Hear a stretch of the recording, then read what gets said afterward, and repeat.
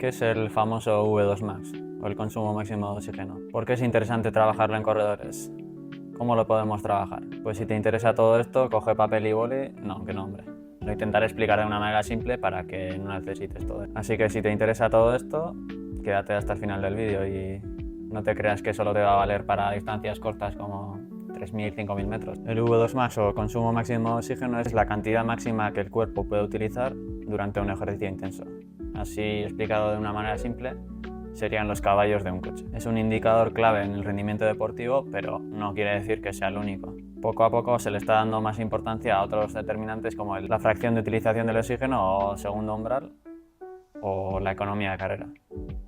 Y perfectamente puede ser un deportista de alto nivel y hasta de élite mundial con un V2 Max no tan elevado como se ha visto en los corredores africanos, que muchos de ellos tienen un V2 Max por debajo de 80 mililitros y arrasan en sus competiciones gracias a su buena economía de carrera. Hasta para una maratón es bastante interesante trabajar este determinante.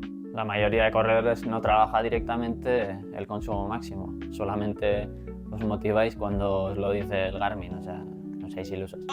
¡Ay, pero qué idiota! El numerito del Garmin no tiene ninguna base científica y normalmente no lo acierta ni de lejos. Y si lo acierta, pues muy bien, pero no te aporta nada. Y los corredores no entrenáis en base a los determinantes de rendimiento porque normalmente entrenáis en base a los ritmos objetivos de vuestra prueba. Y eso es una cagada como un templo. Algunos que quieren bajar de 3 horas en maratón empiezan a entrenar todas las series a 4:16 el kilómetro, que es el ritmo de 3 horas. Y no saben si están capacitados para completar esa maratón en 3 horas. Igual al principio de la temporada no puedes hacer esas series porque te estás pasando. O tu rendimiento es tan malo que te estás quemando en cada entrenamiento y vas a caer en un sobreentrenamiento o una lesión, que es peor. ¿No te das cuenta que la estás cagando constantemente? O sea, no tienes que entrenar en base a tus ritmos objetivos, sino el rendimiento real que tienes en el momento presente. Es típico ver corredores en la pista haciendo 400 a fuego con un descanso demasiado largo y acabando apoyándose en las rodillas. Y con esto no estás trabajando nada, o sea, solamente estás fatigándote, como mucho trabajando en la capacidad láctica, pero ¿por qué es interesante trabajar el consumo máximo? Pues dentro de mi filosofía de entrenamiento, como lo entiendo yo, se pueden trabajar dos cosas: el segundo umbral o el LT2 y el consumo. Y esto no quiere decir que sean dos cosas aisladas, al final todo es un espectro. Tienes que trabajar de todo porque si siempre le das el mismo estímulo al cuerpo, pues te estancas. Sin olvidarnos de la economía de carrera, que también es muy importante.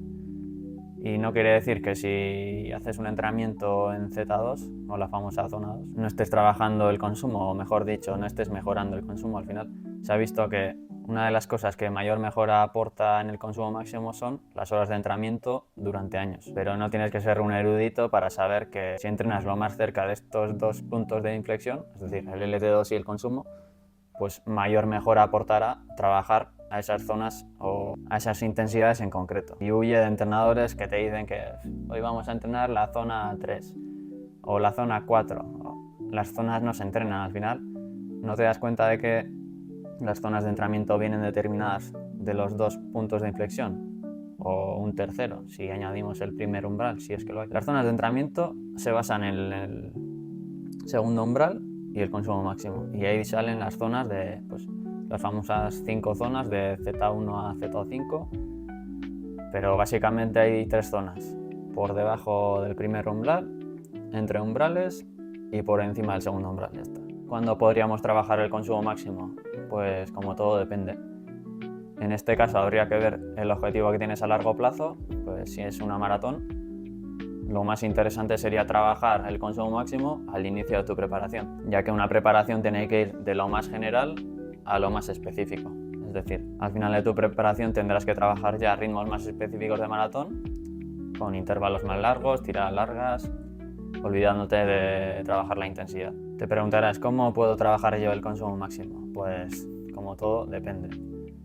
Habrá que tener en cuenta tu historial deportivo, características como corredor, al final teniendo en cuenta tu cantidad de fibras lentas, es decir, si eres un deportista más diésel o más de fibras rápidas, te vendrá mejor un tipo de trabajo u otro. Si eres propenso a lesionarte a velocidades altas, pues te interesará trabajarla de una manera diferente. A mí personalmente me gustan mucho las cuestas porque puedes trabajar el consumo de una manera no tan lesiva y puedes obtener los mismos beneficios. Yo utilizo bastante la cinta porque puedes ajustar la intensidad de una manera muy precisa y luego el descanso también lo puedes ajustar pues saliéndote la cinta básicamente. Si lo hicieras en la calle pues tendrías que bajar toda la cuesta, el descanso igual sería demasiado largo, ya me entiendes. Teniendo en cuenta que el consumo máximo es una intensidad que puedes mantener durante entre 4 minutos los deportistas de menor nivel y hasta 8 o 9 minutos los deportistas de mayor nivel, pues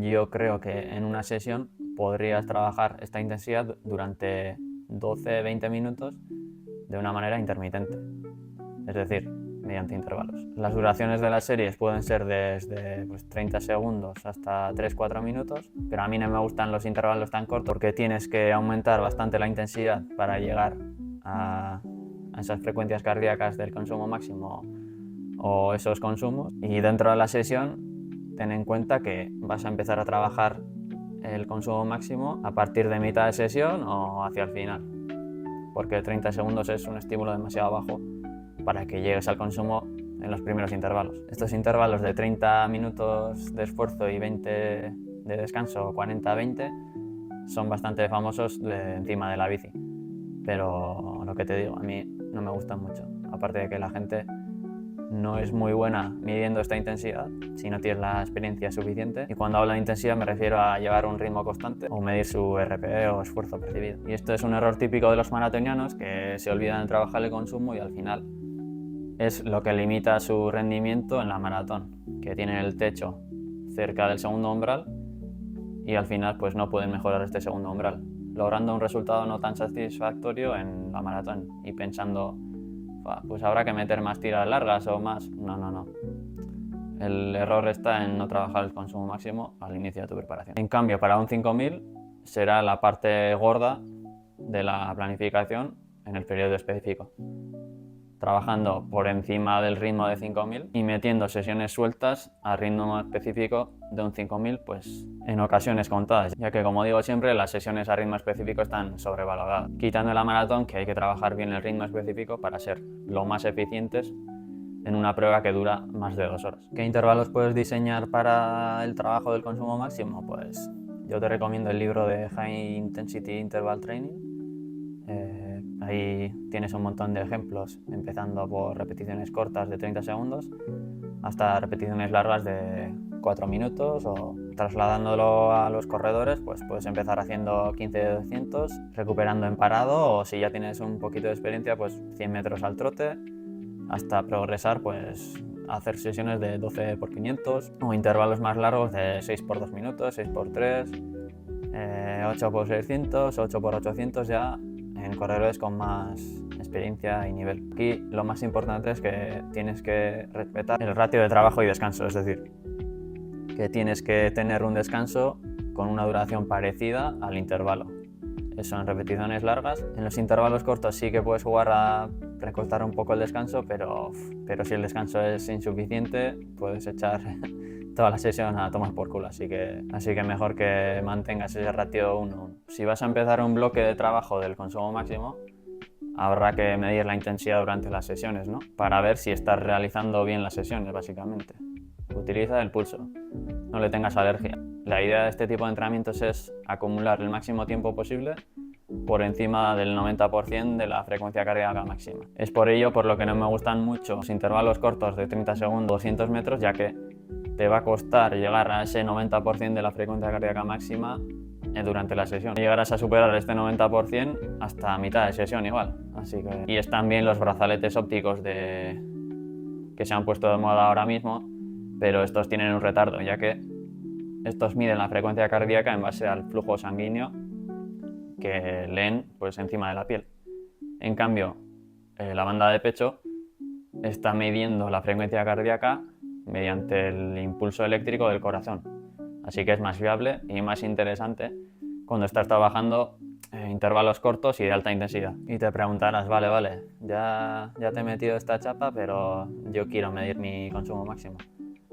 Pues ya te digo que la única manera o la manera más fiable es mediante el análisis de gases con una prueba bien hecha, porque aquí ya tuve una pequeña movida con una médico que básicamente no tiene ni puta idea de realizar pruebas de esfuerzo, como la mayoría de médicos. Y aquí no soy antimédicos porque ¿tú te crees que un dermatólogo tiene idea de hacer pruebas de esfuerzo o un oftalmólogo? Y muchos médicos deportivos están estancados en protocolos viejos de total.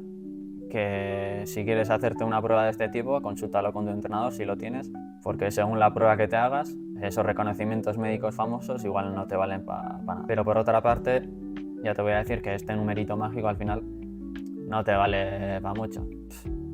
Es mejor que te hagas un 2000 a tope o un 3000 cuando vas a iniciar tu bloque de consumo máximo y repetir la misma prueba pues después de 8 semanas de entrenamiento, 10, y ver la mejora que has tenido en base al entrenamiento que has hecho. Pero también es difícil medir tu mejora, ya que este tipo de pruebas los tienes que llevar a un ritmo constante, sin pasarte al principio, bueno, ya me entiendes. En mi opinión, lo más interesante de medir el consumo máximo, el numerito mágico, es si te haces también conjuntamente una prueba de determinación del segundo umbral. Si sabrás a qué porcentaje tienes el segundo umbral LT2 respecto al consumo máximo. Y en base a ello, hostias, pues todavía me queda sitio entre el segundo umbral y el consumo. Pues habrá que subir un poco el segundo umbral.